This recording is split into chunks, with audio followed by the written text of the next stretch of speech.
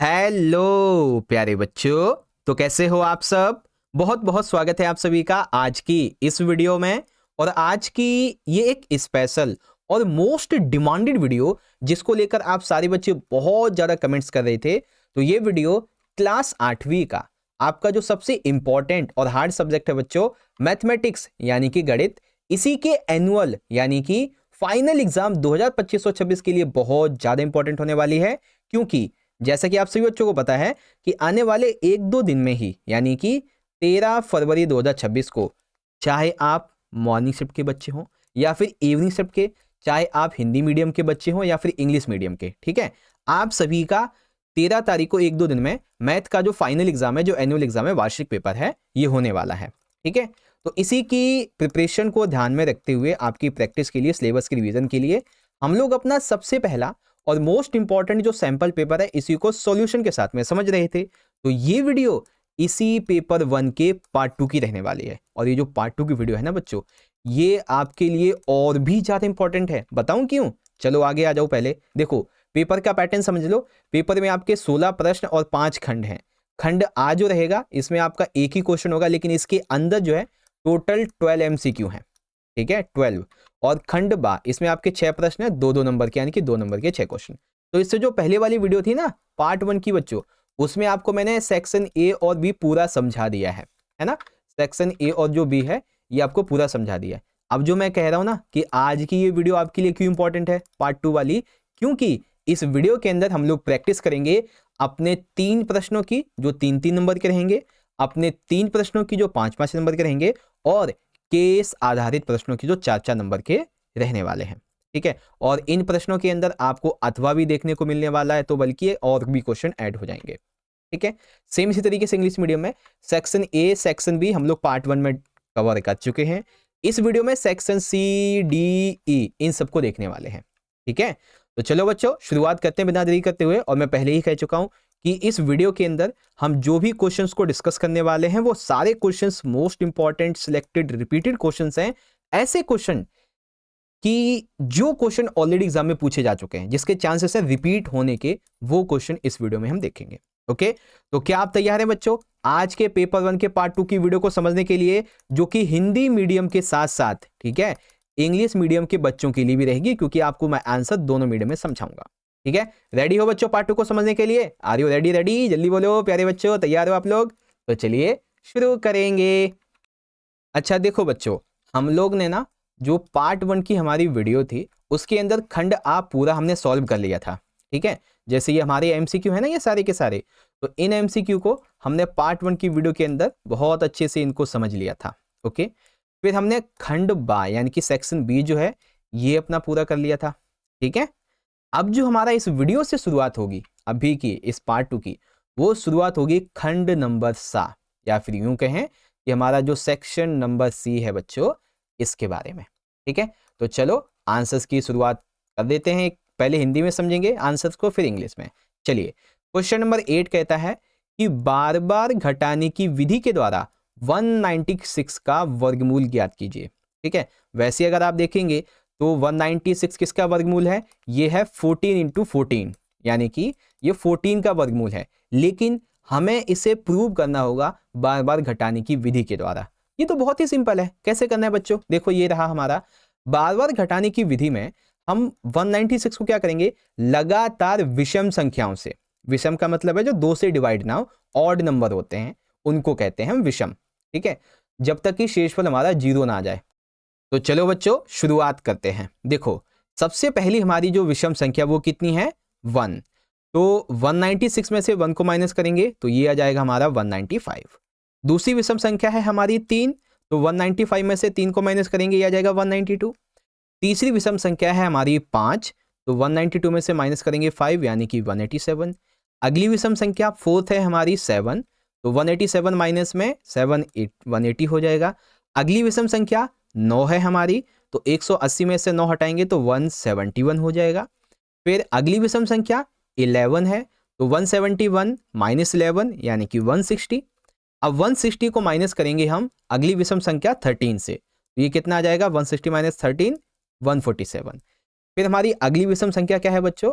ये है हमारी 15। ठीक है, कितनी है? 15, तो 147 माइनस 15 यानी कि 132। ओके, फिर अगली विषम संख्या है 17, तो 132 माइनस 17 यानी कि 115। ठीक है, 115 जिसे कह सकते हैं आप। अगली विषम संख्या है हमारी 19, तो 115 माइनस 19 यानी कि 96। फिर आता है हमारी अगली विषम संख्या 21, 96 माइनस 21 यानी कि 75। फिर 23 अगली विषम संख्या है, तो 75 माइनस 23 यानी कि 52। अब 52 में से अगली विषम संख्या आती है हमारी 25, तो 52 माइनस 25 यानी कि 27। और आखिर में यहां पर आ जाती है 27 हमारा नंबर और 27 हमारी विषम संख्या, तो ये होगी 0। अब ये जो मैंने यहाँ पे स्टेप्स लिख रखे हैं, ये दरअसल है कि हमने कितनी बार इसे घटाया। तो हमने इसे कुल मिला के 14 बार घटाया है, इसीलिए 196 का वर्गमूल कितना हो जाएगा, 14 हो जाएगा, यानी कि 14 हो जाएगा। ठीक है, अब इंग्लिश में अगर आप पढ़ेंगे तो find the square root of 196 by repeated subtraction method, है ना, जो हमारा रिपीटेड सब्सट्रैक्शन मेथड है इसके माध्यम से बताना है। तो बेसिक सा सिंपल फंडा है, जैसा कि मैंने आपको यहाँ पे बता दिया है ना। बस आपको करना है क्या है, सिंपल सा ये कि सब्सट्रैक्शन मेथड से हमें 196 को क्या करना होगा, जो ऑड नंबर्स है इससे माइनस करते हुए जाना होगा जब तक कि हमारा शेषफल 0 ना मिल जाए। बाकी स्टेप्स तो सिंपल से है मैथमेटिकली, है ना। चलो, तो पहला क्वेश्चन हो गया। अब आ जाओ अथवा वाले पे। अथवा वाला क्या कहता है कि अभाज्य गुणनखंड विधि से ज्ञात कीजिए कि 148 एक पूर्ण वर्ग संख्या है या नहीं। तो 148 ये एक पूर्ण वर्ग है भी कि नहीं है, इसको अभाज्य गुणनखंड विधि से ज्ञात करो। तो आ जाओ भाई, निकालते हैं अभाज्य गुणनखंड विधि से, पहले हिंदी में फिर इंग्लिश में। तो देखो, अभाज्य गुणनखंड यानी कि प्राइम फैक्टराइजेशन मेथड के माध्यम से, है ना। तो हमें क्या करना होगा, 148 के उसके जो अभाज्य गुणनखंड है इनको डिवाइड करते हैं। फॉर एग्जांपल हम एक काम करते हैं, हम जो है इसको इस तरीके से लिखते हैं। ठीक है, एकदम सिंपल तरीके से लिखते हैं। तो हमने लिखा 148। ठीक है, अब 148 को हमने डिवाइड दिया पहले 2 से, तो ये आ गया हमारा 74। 74 को डिवाइड दिया फिर हमने 2 से, तो ये आ गया हमारा 37। अब क्योंकि 37 ये रहेगा तो भागफल हमारा इस तरीके से एक रहेगा, लेकिन ये हमारा एक क्या है कि जोड़े यहाँ पे नहीं बन रहे हैं। जैसे ये है हमारा 2 और 2, इसका एक जोड़ा बन गया, लेकिन 37 का कोई जोड़ा है ही नहीं, तो इसीलिए 37 यहाँ पे अकेले रह गया ना, तो बिना जोड़े के है, इसलिए 148 एक पूर्ण वर्ग नहीं होगा। ओके, आ गया कंप्लीट आपको समझ में। चलिए, बहुत बढ़िया। अच्छा, अब आपसे मैं एक कमेंट में पूछ रहा हूं, ठीक है, आप लोग मुझे एक बार कमेंट बॉक्स में बताओ, क्या क्वेश्चन ये है कि 196, ठीक है, ये क्वेश्चन आपके लिए कि 196 जो है, क्या ये एक अभाज्य गुणनखंड के माध्यम से पूर्ण वर्ग है या नहीं। कमेंट करके बताओ, इसे सॉल्व करो दिमाग में या फिर कॉपी में, और मुझे कमेंट में बताओ क्या ये 196 एक पूर्ण वर्ग है या नहीं है। ठीक है, जल्दी कमेंट में बताओ, देखते हैं कितने बच्चों को आंसर आता है इसका। और सेम इसी तरीके का जो मेथड है इंग्लिश में रहेगा कि check if 140 is a perfect square number by prime factorisation. ठीक है, अब जैसे सिंपल सा हमें क्या करना होगा, in the prime factorization method we need to divide 148 into the prime factors. ठीक है, तो पहले 2 से डिवाइड किया तो 74, फिर 2 से डिवाइड किया तो 37, 37 से किया तो 1। अब क्योंकि यहाँ पे 37 जो है वो अकेला रह गया, अनपेयर्ड है, तो इस वजह से ये एक परफेक्ट स्क्वायर नंबर नहीं है। ठीक है, चलो जी, अब आ जाओ क्वेश्चन नंबर 9। ठीक है, इनको मैं हटा देता हूं एक बार। हाँ ठीक है, अब क्वेश्चन नंबर 9 देखो क्या कहता है बच्चों कि निम्नलिखित रेखा खंडों से बनने वाले चतुर्भुज के नाम बताइए, उनमें से प्रत्येक का एक गुण लिखिए। अब जैसे कि एग्जांपल के लिए ये हमारा रेखाखंड ए है, ये बी है, ये सी है, ये डी है ना। अब इसको ना थोड़ा प्रैक्टिकली समझो, प्रैक्टिकली देखो, जैसे कि यहाँ पे ये हमारी सबसे पहली भुजा है। ठीक है, ये भुजा ए बी, ए से लेके बी, ये मान लेते हैं हमारा है 5.5। ठीक है, ये है हमारी दूसरी भुजा, मान लेते हैं ये सी है और ये डी है। ठीक है, तो ये कितना है इनके बीच का डिफरेंस, एक सेकेंड, हाँ सी डी नहीं, ऐसे करो, हाँ ठीक है, सी और डी ऐसे कर लो, ये कितना है 5.5। तो ये आमने सामने की भुजाएं बराबर हैं हमारी। अब जो आगे हमारी भुजा है बी और सी, ये है हमारी 8 सेंटीमीटर। ठीक है। और जो AD है ये भी है हमारे यहाँ पे 8 सेंटीमीटर, यानी कि आमने सामने की भुजाएं। अब क्योंकि आमने सामने की भुजाएं ये भी बराबर हैं, ठीक है, और ये भी बराबर हैं, तो ऐसा किस में होता है बच्चों, किस चतुर्भुज में होता है ऐसा? ऐसा होता है बच्चों समांतर चतुर्भुज में। किस में होता है ऐसा? समांतर चतुर्भुज में। जिस चतुर्भुज में विपरीत भुजाएं बराबर हों एक जोड़ी और दूसरी जोड़ी विपरीत भुजाएं भी बराबर हों उसे समांतर चतुर्भुज कहते हैं। जैसा कि हमने देखा ये और ये भुजा बराबर थी हमारी, ये और ये भुजा हमारी बराबर थी 8 8 5.5 5.5, है ना। तो इस तरीके से हमारा ये आंसर हो जाएगा। अगर सेम इसी का आंसर यहाँ पे हम देखें, हाँ, इसका गुण क्या है, जैसा कि यहाँ पे पूछा गया ना कि प्रत्येक उनमें से प्रत्येक का एक गुण लिखिए। एक गुण क्या है? सिर्फ एक गुण ये है कि जो समांतर चतुर्भुज होता है इसकी जितनी भी विपरीत भुजाएं होती हैं वो बराबर और समानांतर होती हैं, ठीक है। जैसे ये भुजाएं है ना, ये बराबर और समानांतर होंगी, ठीक है, बराबर होंगी, और आमने सामने वाली जो है ना ये समानांतर होंगी, इधर उधर नहीं, आमने सामने वाली। जैसे हमने ये 5.5 और ये 5.5 देखी, ये 8 और ये 8 देखी, है ना। तो जो विपरीत भुजाएं हैं ये और ये समानांतर रहेंगी, ये ध्यान रखना, और बराबर होंगी, ओके। अब सेम इसी का इंग्लिश वर्जन देख लो कि name the quadrilaterals formed by the following line segment and the right one property of each of them, ठीक है। तो पहली 5.5, दूसरी 5.5, ये भी 8, ये भी 8, तो क्या रहेगा बच्चों इसका आंसर? देखो ये रही, ठीक है। क्वाड्रिलेटरल फॉर्म्ड कौन सा बनेगा बच्चों? पैरेललोग्राम। क्या बनेगा? पैरेललोग्राम, है ना, ये बनेगा। क्यों बनेगा बच्चों? क्योंकि अगर one pair of opposite sides equal होते हैं और साथ ही साथ जो सेकंड पेयर होते हैं वो भी अपोजिट साइड्स आर इक्वल होते हैं तब। प्रायोरिटी एक प्रॉपर्टी क्या है इसकी? प्रॉपर्टी ये है कि जो अपोजिट साइड्स होती हैं ये इक्वल होती हैं एंड पैरेलल होती हैं। इक्वल यानी कि ये होती हैं, ठीक है, और पैरेलल यानी कि आमने सामने की होती हैं, इक्वल में, ओके। तो ये हमारा दूसरा क्वेश्चन हो गया। चलो अब आते हैं क्वेश्चन नंबर 10th पे, ठीक है। तो 10वां क्वेश्चन हमसे क्या कहता है बच्चों कि 10AB + 4A + 5B + 2 इसका गुणनखंड कीजिए। क्या करना है बच्चों? हमें इसका गुणनखंड करना है, ठीक है। तो आ जाओ गुणनखंड करते हैं भाई इसका। ओके, तो चलो बच्चों इस क्वेश्चन नंबर 10th के अब हम खंड खंड करते हैं, ठीक है, जस्ट जोक्स अपार्ट। तो देखो यहाँ पे क्या है, हमें ये इक्वेशन दे रखी है, तो हम इसको पहले ना समूह में बना लेते हैं, समूह में बना के विभाजित करेंगे। जैसे कि हमने 10AB + 4A इसको एक पार्ट बना दिया, ठीक है। 5B + 2A इसको हमने ये सेकंड पार्ट बना दिया। अब हमें क्या करना है? सामान्य गुणनखंड निकाल लेंगे। सामान्य का मतलब क्या हो गया कि इसको हमें इनटू करने पर बाहर एक कोई संख्या लेनी होगी, है ना।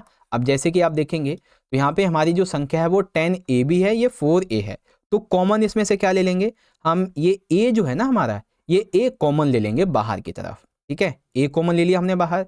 अब जैसे ये 4 है, ये 10 है, तो ये 2 से डिवाइड हो जाएंगे ना, 2 से, हाँ, मतलब 2 से डिवाइड होंगे, तो ये हमने 2 बाहर ले लिया। तो अब इसे मल्टीप्लाई करेंगे ना, 2A + 5B + 2, तो 2A + 5B कितना हो जाएगा? 10AB हो जाएगा, है ना।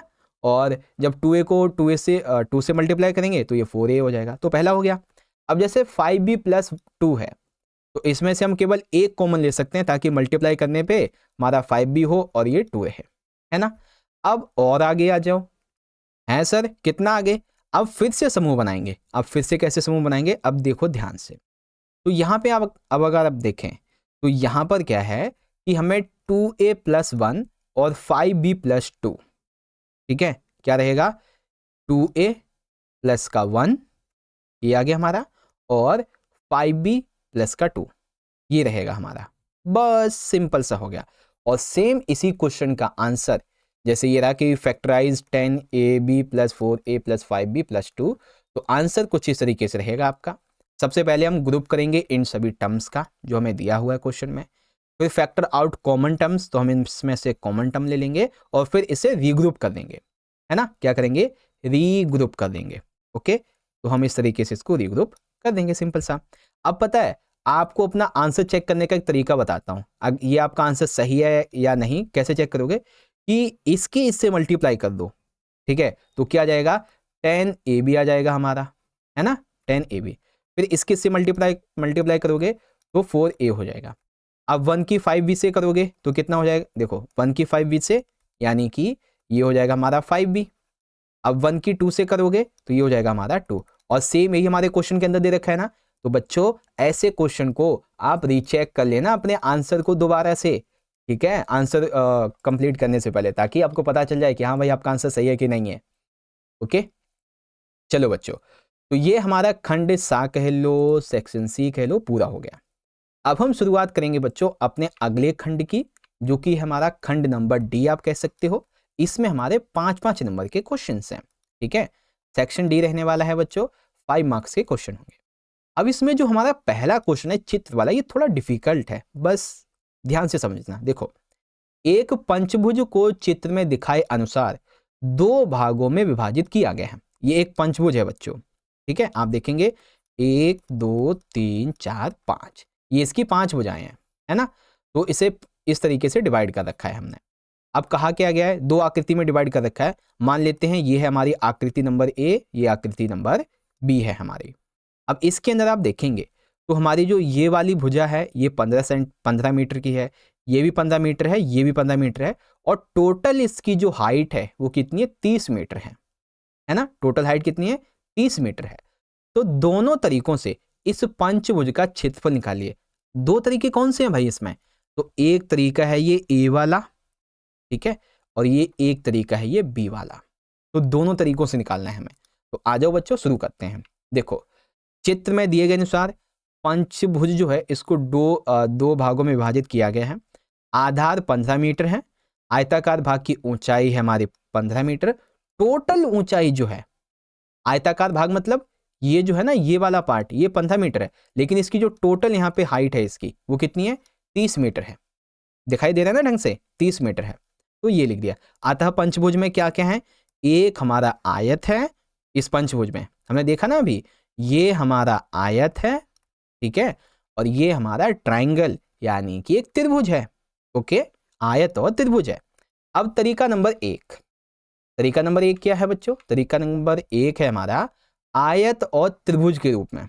अब जैसे कि आयत का क्षेत्रफल हमारा क्या होता है बच्चों, लंबाई इंटू चौड़ाई, है ना। आयत का क्षेत्रफल क्या होता है, लंबाई इंटू चौड़ाई। तो लंबाई कितनी है हमारी, 15 है, और चौड़ाई भी 15 है। तो कितना हो जाएगा, 15 इंटू 15 225 वर्ग मीटर। ओके, अब त्रिभुज की हमें ऊंचाई बतानी है। अब त्रिभुज की ऊंचाई, क्योंकि जैसा कि हमने देख लिया यहाँ पे कि आयत तक की 15 मीटर है ना ये वाली, तो त्रिभुज की यहाँ तक की टोटल वैसे 30 है ना टोटल इसकी आकृति की। अब त्रिभुज वाले पार्ट की इतनी कितनी होगी, 15 ही होगी ये भी, है ना। तो त्रिभुज की ऊंचाई कितनी है बच्चों, 30 - 15 यानी कि 15 है। अब निकाल लो त्रिभुज का क्षेत्रफल। त्रिभुज का क्षेत्रफल क्या होता है बच्चों, 1/2 इंटू आधार इंटू ऊंचाई। तो 1/2, अब आधार है हमारा 15, ऊंचाई भी 15 है, तो बस मल्टीप्लाई कर दो, है ना। तो कितना हो जाएगा बच्चों,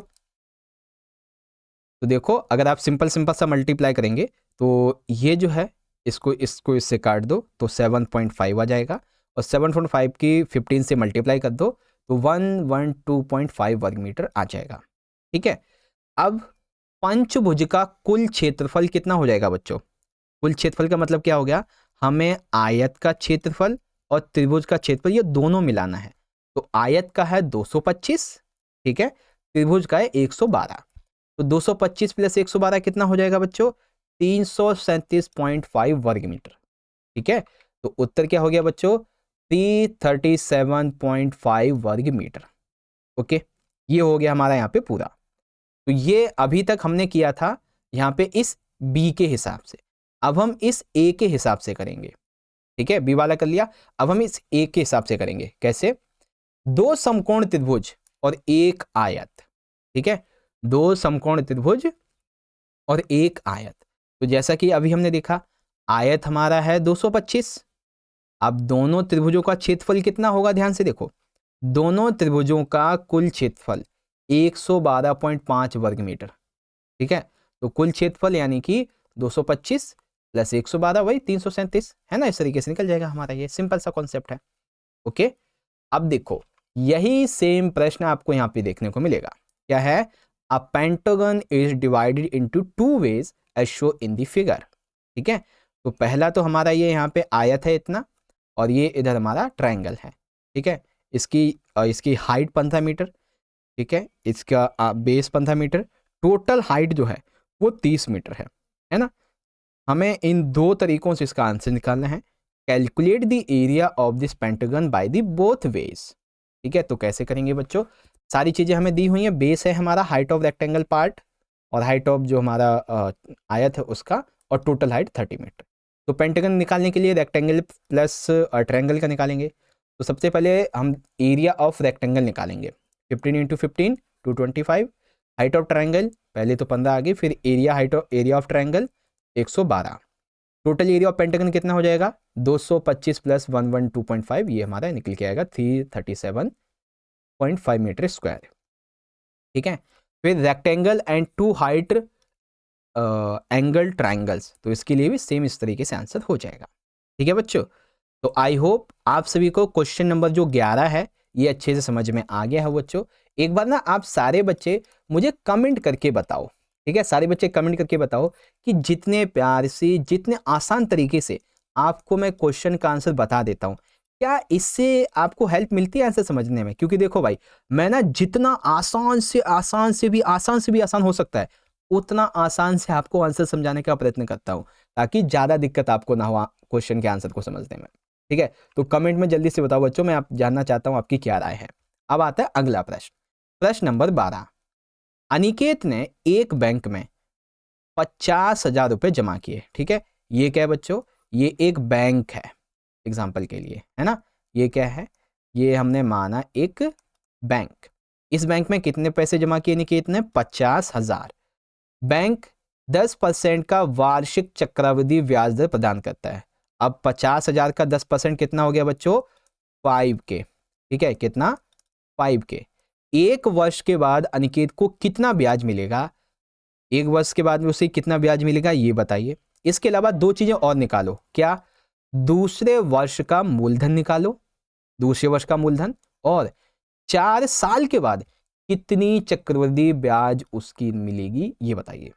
ठीक है, तो 3 चीजें निकालनी है। क्या निकालनी है, पहली चीज कि 1 साल के बाद में, 1 वर्ष के बाद में कितना ब्याज मिलेगा, दूसरे वर्ष के बाद में मूलधन कितना होगा, और 4 साल के बाद में कितनी चक्रवृद्धि ब्याज रहेगी। आओ एक एक करके इसको समझते हैं, छोटे छोटे पार्ट में से डिवाइड कर लो। अंकित ने कितने पैसे जमा किए, 50,000। कितना मिलता है उसको, 10% वार्षिक ब्याज मिलता है ना। और ये जो ब्याज होगा ना, 10% का ब्याज, ये हर साल मूलधन में जुड़ता जाएगा। ठीक है, अब पहले तो एक छोटा सा आंसर समझो। 1 वर्ष के बाद मिलने वाला ब्याज, सूत्र क्या होता है ब्याज निकालने का, P × R/100। P यानी कि कितना जमा है, ठीक है, R यानी कि कितना हमें मिल रहा है पूरे साल का ब्याज, और 100। ठीक है, तो 2 जीरो से एक ही गया, बचा 5,000। ठीक है, तो 1 साल के बाद में उसे कितना पैसा मिलेगा, 10% के इंटरेस्ट रेट पे 5,000 रुपये। ओके, ठीक है। अब दूसरे वर्ष के लिए मूलधन, तो दूसरे वर्ष के लिए मूलधन का हमारा निकालने का तरीका क्या है, नया मूलधन कितना है, और P प्लस पहले वर्ष का ब्याज। ठीक है, नया मूलधन निकालने के लिए तो P मतलब जितना हमारा पैसा था हमारा एक पहले साल में, पहले वर्ष का ब्याज कितना निकला है, 5,000। ठीक है, तो दूसरे साल के लिए मूलधन कितना हो जाएगा, 55,000। कितना हो जाएगा, 55,000। क्योंकि अभी मैंने आपको बताया था ना कि एक साल में जितना इंटरेस्ट रेट मिला है वो अगले साल के मूलधन में जुड़ जाएगा। ठीक है, अब क्या था हमारा तीसरा, कि 4 साल के बाद कितनी चक्रवृद्धि ब्याज रहेगा। अब इसको निकालने का सूत्र क्या होता है, A इक्वल में P 1 + R/100 और N। ठीक है, अब जैसे 1 + R/100 यानी कि टोटल ये जो है कितना है हमारा, 50,000 था हमारा। ठीक है, 1.1, ठीक है, 4, क्योंकि हमें कितना बताया गया बच्चों, हमें 4 का बताया गया ना, 4 साल का, तो ये हो जाएगा हमारा। तो A इक्वल में कितना होगा हमारा यहाँ पे 50,000 × 1.4641, तो ये हो जाएगा हमारा 73,205। ठीक है, 73,205। ओके, अब चक्रवृद्धि ब्याज का सूत्र क्या होता है, CI इक्वल में A - P। CI इक्वल में A - P। तो सी आई, ठीक है, इक्वल में ए और माइनस का पी। ए मतलब टोटल अमाउंट 73,205, पी जितना हमारा शुरुआत का अमाउंट था पहले साल का 50,000। तो कितना निकला हमारा 4 साल का? 23,205। कितना आ गया बच्चों? 23,205। ओके, बिल्कुल सिंपल आंसर है ना। तो दोनों तीन, हाँ तीन थे ना, हाँ तीन आंसर थे आपके, तीनों मिल गए ना आपको अब, ठीक है। तो पहले साल में इंटरेस्ट रेट 5,000, दूसरे वर्ष के लिए मूलधन कितना हो गया? 55,000। उसके बाद 4 साल के बाद में कितना ब्याज मिलेगा? 23,205। यही प्रश्न आप देखो इंग्लिश मीडियम में। क्वेश्चन कहता है Aniket deposit an amount 50,000 in a bank, the bank offers 10% interest rate of compounded annually, how much interest rate will Ankit get after 1 year? Question number 1। Second question, principal for second year, ठीक है। Third question, compound interest after 4 years, ठीक है। तो simple सा formula लगाएंगे बच्चों, interest rate निकालेंगे हम पहले साल का, तो P इंटू आर अपॉन में 100, इस जीरो से ये गया, इस जीरो से ये गया, तो 5,000 हमारा निकलेगा पहले साल का इंटरेस्ट रेट, मतलब इंटरेस्ट अमाउंट।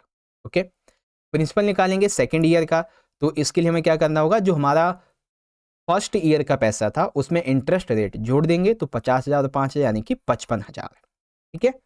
फिर कंपाउंड इंटरेस्ट आफ्टर 4 ईयर्स, तो इसके लिए हम अपना फॉर्मूला लगाएंगे यहाँ पर, P 1 plus R upon 100 n, है ना। तो ये 50,000 इंटू 1.1, है ना, ये इस तरीके से हो जाएगा। उसके बाद कंपाउंड इंटरेस्ट रेट, तो सी आई इक्वल में ए माइनस पी, तो 23,205 माइनस 50,000 यानी कि 23,205। ओके, 4 साल बाद 23,205 मिलेगा, ठीक है। चलो बच्चों, अब देखते हैं इसी का अथवा वाला प्रश्न, यानी कि जो हमें यहाँ पे अथवा में दे रखा है। एक काम करता हूँ, ये सब हटा दूं क्या? हाँ, अब थोड़ा अच्छा लग रहा है, देखो, है ना। अब देखो अथवा वाला क्वेश्चन क्या कहता है, वैसे तो मैं कह देता कि मैंने एक करवा दिया, दूसरा आप खुद से कर लेना, लेकिन नहीं, मैं तो आपको सारा करवाऊंगा, ठीक है। जैसे कि दीपावली के अवसर पर सुधा अपनी दुकान की सभी वस्तुओं पर 20% की छूट देती है, ठीक है। सुधा की एक दुकान है, उस पर दीपावली का सामान है या फिर जो भी सामान है, तो दिवाली के टाइम पे, दिवाली ऑफर पे वो हर वस्तु को 20% डिस्काउंट रेट पे बेच रही है, फिर भी उसे 40% का लाभ होता है, यानी कि वो 20% का डिस्काउंट दे रही है हर एक वस्तु पे, लेकिन 20% की छूट देने के बावजूद भी उसे 14% का मार्जिन मिल रहा है, 14% फायदा मिल रहा है, लाभ मिल रहा है। तो दुकान पर अंकित मूल्य 350 रुपए वाली वस्तु का क्रय मूल्य क्या होगा? ठीक है, अगर कोई वस्तु, ध्यान से सुनना, अगर कोई वस्तु 350 की है, ठीक है, इस 350 की वस्तु को सुधा बेचती है 20% डिस्काउंट के साथ, ठीक है, लेकिन फिर भी उसे 40% का यहां पे प्रॉफिट होता है, 14% का। तो आखिर बताओ इसका क्रय मूल्य क्या है? ठीक है, वस्तु का क्रय मूल्य क्या होगा? ओके, चलो आ जाओ निकालते हैं। देखो अंकित मूल्य कितने, 350 है, छूट है 20% और लाभ है उसका 14%। तो विक्रय मूल्य, इसके लिए हमारा सूत्र क्या होता है बच्चों? सूत्र होता है S इक्वल में MP इंटू 100 माइनस छूट का परसेंटेज और 100। छूट का परसेंटेज हमारा 20 है, तो टोटल हमारा अमाउंट कितना है? 350। 80 अपॉन में 100 यानी कि 10 से 10 10 से 10, टोटल 280, है ना। इसके से मल्टीप्लाई कितना हो जाएगा? 280। SP हमारी कितनी हो गई? 280 हो गई। अब आता है क्रय मूल्य निकालना। तो क्रय मूल्य निकालने का सूत्र क्या होता है बच्चों? CP इक्वल में SP इंटू 100 प्लस में लाभ का परसेंट, है ना। तो SP कितना निकल गया था अभी अभी हमारा, जैसा कि हमने निकाला था 280 निकल गया है ना। तो 280 इंटू 100, फिर 100 प्लस में लाभ का परसेंट, तो लाभ का परसेंट कितना है? 14% है, ठीक है। तो 100 प्लस में 14% यानी कि 114। तो ये टोटल कितना निकलेगा हमारा? ये निकलेगा हमारा 246, ठीक है। कितना निकलेगा? 246। कैसे? चलिए इसको काट लेते हैं। जैसे कि इसको इससे काटा 2 से, तो ये आया हमारा 57, ये आया हमारा 50। फिर इसको इससे काट देते हैं, ठीक है, और फिर 50 की मल्टीप्लाई कर दो 80 से, तो ये हो जाएगा हमारा 14,000, ठीक है। फिर 57 इससे डिवाइड कर दो, तो ये एग्जैक्ट 246 नहीं आएगा, इसका आंसर आएगा 245.614, फिर इस तरीके से अनंत जाएगा ये, है ना। तो हम मान के चलते हैं क्योंकि 5 से ज़्यादा वैल्यू है तो हम इसे 6 मान लेते हैं। तो लगभग कितना है बच्चों उसका मूल्य है यहाँ पे 246, लगभग कितना 246, ठीक है। तो इसका आंसर कितना हो जाएगा, 350 वाली वस्तु का क्रय मूल्य कितना है 246 है। ओके, अब इसी का ना इंग्लिश मीडियम देखो कि on the occasion of a Diwali Sudha offers a discount of 20% on all the items at her shop, still she makes a profit of 14%, what is the cost price of an article marked 350। ठीक है, तो आ जाओ निकालते हैं। वैसे तो simple ही आपको मैंने बता दिया है, मार्क प्राइस 350 है, डिस्काउंट 20% है, प्रॉफिट 14 है। फॉर्मूला क्या होता है बच्चों हमारा सेलिंग प्राइस निकालने का, वो है हमारा यहाँ पे सेलिंग प्राइस, ठीक है, मैक्सिमम प्राइस मार्क प्राइस कितना है इनटू में 100 माइनस में डिस्काउंट और 100, ठीक है।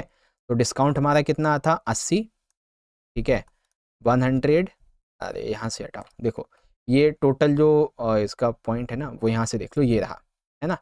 350 इंटू 80 अपॉन में 100 और ये 280 निकल आएगा, है ना। तो कितना आया 280। अब कॉस्ट प्राइस निकालने का फॉर्मूला होता है हमारा कॉस्ट प्राइस इंटू में सेलिंग प्राइस, मतलब इक्वल में selling price into 100 into upon में 100 प्लस प्रॉफिट का परसेंट, है ना। तो सेम इस तरीके से 280 इंटू में 100 अपॉन में 114, तो ये हमारा 245.6 निकलेगा, लेकिन हम 246 मान के चलते हैं अप्रॉक्स, लगभग। ओके, सिंपल सा आंसर हो गया, है ना। चलो अब देखते हैं क्वेश्चन नंबर है हमारा यहाँ पे 13, यानी कि 13वां क्वेश्चन। 13वां क्वेश्चन हमसे कहता है बच्चों कि निम्न तालिका एक दिन में अलग अलग समय पर एक कार द्वारा तय की गई दूरी दर्शाती है, अलग अलग टाइम पे। जैसे कि 9 बजे कार ने 50 किलोमीटर की दूरी तय की, 10 बजे उसने 150 की, 11 बजे 250 और 12 बजे 200, मतलब 11 बजे 200, 12 बजे 250 और 1 बजे 275, है ना। तो आपको इस जानकारी के लिए एक ग्राफ बनाना है, और पता है जैसे ही बच्चे देखते हैं ग्राफ आ गया, अरे रे रे रे कैसे करेंगे, ग्राफ कैसे बनाएंगे, कहाँ बिंदु ले जाएंगे, कहाँ क्या लिखेंगे, बहुत घबरा जाते हैं। बट डोंट वरी, हम आपको बताते हैं कि ग्राफ कैसे बनाना है, ठीक है। देखो यहाँ पे बिल्कुल सिंपल सा कॉन्सेप्ट समझो। भाग ए, कार के द्वारा तय की गई दूरी का ग्राफ। तो तालिका में एक दिन में अलग अलग समय पर कार तय की गई दूरी है, समय और दूरी के बीच के संबंध को ग्राफ द्वारा दर्शाया जाना है। कैसे बनाएंगे इसका ग्राफ, लेट मी चेक। ये देखो यहाँ पे ग्राफ मैंने बहुत अच्छे तरीके से डिजाइन किया हुआ है, आप बस देखते चलो बढ़िया तरीके से। ओके, तो यहाँ पे हमने बहुत ही आसान तरीके से देखना, देखो हमने ये नीचे वाली वैल्यू है x वाली, इसको एज ए 1 सेंटीमीटर, ये हमारा 1 घंटे का टाइम लिया है हमने, और y पे एज ए 1 सेंटीमीटर 50 किलोमीटर है, ठीक है। यानी कि 1 पॉइंट हमारा 50 किलोमीटर, 100 किलोमीटर, 150, 200, 250, 300, 350 लिया है, ये हमारी दूरी है, ठीक है। अब जैसा कि तालिका में हमें बताया गया कि 9 बजे 50 किलोमीटर की दूरी तय करती है, 9 बजे, तो ये हमारा टाइम हो गया 9 बजे, ठीक है, 9 बजे की टाइमिंग। एक काम करते हैं, इसको ना मैं कलर चेंज कर देता हूँ, हाँ 9 बजे की, ठीक है, इसको भी हटाता हूँ ताकि अच्छे से आपको दिखे। तो यहाँ पे 9 बजे से लेके इसने चलना शुरू किया, कितना चलाया इसने गाड़ी चलाई इसने 50 किलोमीटर तक। ओके, उसके बाद सुबह 10 बजे 150 किलोमीटर, है ना, सुबह 10 बजे 150 किलोमीटर। तो 10 बजे गाड़ी चलाई इसने कितनी, मतलब कार ने कितनी दूरी तय की, टोटल 150 किलोमीटर ये रही। ओके, फिर यहाँ पे 11 बजे 200 किलोमीटर चलाई, यानी कि कार चली, तो 11 बजे ये चली कितनी है बच्चों यहाँ पे, अरे लहरा दिया सांप, लहरा दिया भाई तो ये होगी हमारे यहाँ पे 211 बजे। ओके, फिर दोपहर 12 बजे 250 किलोमीटर, तो दोपहर के बज गए भाई साहब यहाँ पे 12, और ये हो गया यहाँ पे 250 किलोमीटर ऐसे, ठीक है। अब हमारा जो ये वाला पार्ट है ना, 1 बजे 275, बस यहाँ पे थोड़ा सा है कि 1 बजे यहाँ पे हमने लिया ऐसे करके, ठीक है, ये, और यहाँ पे आ जाएगा हमारा 275, 250 और 300 के बीच में 275। ओके, तो इस तरीके से आप देख सकते हैं कि आपकी यहाँ पे जो टाइमिंग दिखाई गई है वो ऐसे आप यहाँ पे मार्क कर सकते हैं। ओके, सिंपल सा कॉन्सेप्ट आपका यहाँ पे हो गया। ग्राफ बनाना कोई बड़ा कोई रॉकेट साइंस नहीं है, बस आपको थोड़ा सा ध्यान से देखना है कि क्वेश्चन में कहाँ पे कौन सी चीज हमें ऐड करनी है, बस सिंपल सा, है ना।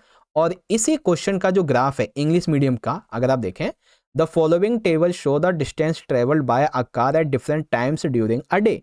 तो 9 बजे 50 किलोमीटर, 10 बजे 150, 11 बजे 250 मतलब 200, और 12 बजे 250, 1 बजे 275, है ना। अब इसके लिए ग्राफ देखो, तो ग्राफ यहाँ पे मैंने आपको बता दिया है, आपको कुछ लिखने की जरूरत नहीं है। जब ग्राफ बनाओगे ना, तो ये इतना ग्राफ बना दिया आपने, एक्स और वाई पे आप क्या लिख रहे हो बस ये लिख देना जरूरी है। बाकी ये जो ऊपर मैंने यहाँ पे चीजें लिख रखी है ना, फॉर एग्जांपल ये सब, ये आपको लिखने की जरूरत नहीं है, ये तो बस मैंने अपनी तरफ से ऐड कर दिया है, ताकि थोड़ा सा ना आपको समझ में आ जाए कि हम कहाँ पे क्या ऐड कर रहे हैं, है ना। ये चीजें इस वजह से मैंने ऐड किया, बाकी आपको पेपर में लिखने की इसको जरूरत नहीं पड़ेगी। ओके, तो मेरे हिसाब से अब आपको ये चीज समझ में आ गई होगी। चलो जी, अब यहाँ पे आ जाता है हमारा अथवा वाला क्वेश्चन। ठीक है, कौन सा? अथवा वाला क्वेश्चन। ध्यान से देखो, सरकार ने कुछ वर्षों के दौरान जंगल में हाथियों की संख्या की गणना की और इसे निम्न अनुसार ग्राफिक रूप में दर्शाया। अब ये हाथियों की गणना, जैसे कि सरकार, अगर ना पहले इस ग्राफ को आप एनालिसिस करो, क्या है ये ग्राफ। तो इस ग्राफ में एक तरफ है वर्ष, यानी कि हर साल जो है यहाँ पे गणना का वर्ष है, इधर है हाथियों की संख्या। तो अगर आप ध्यान से देखें तो यहाँ पे एक्स पे क्या दिया हुआ है हमें, एक्स पे हमें 1 सेंटीमीटर, या फिर 1 सेंटीमीटर एज ए कितना है, 1 ईयर है हमारा, कितना, 1 ईयर है। ओके, यहाँ पे आप देखेंगे कि 220, 30, 40, 210, 220, 230, 240, हाँ। तो यहाँ पे जो y है हमारा, इस पे क्या है, इस पे 1 सेंटीमीटर एज ए, इस पे है 10, ठीक है, और संख्या, ठीक है, 10 नंबर काउंट कर लो, ठीक है, 10 नंबर काउंट है, यहाँ पे नंबर्स हैं बेसिकली।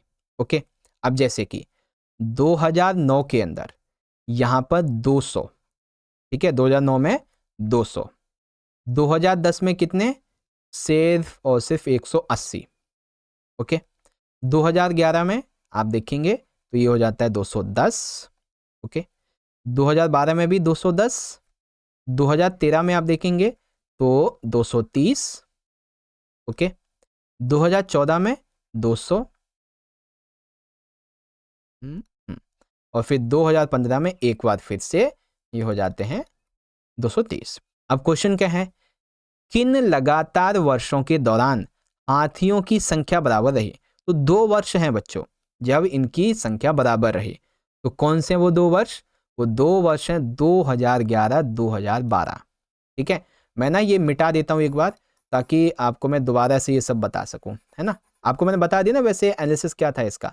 अब क्या है कि 2011 और 2012 के बीच में थी, ठीक है, क्यों, क्योंकि 210 210 ये किस में दिखाई देता है, 2011 और 2012 में। ओके, वर्ष 2013 में हाथियों की संख्या 2014 में हाथियों की संख्या के अनुपात निकालो। हाँ भाई साहब, अब ये क्वेश्चन थोड़ा सॉल्व करने वाला आ गया, है ना।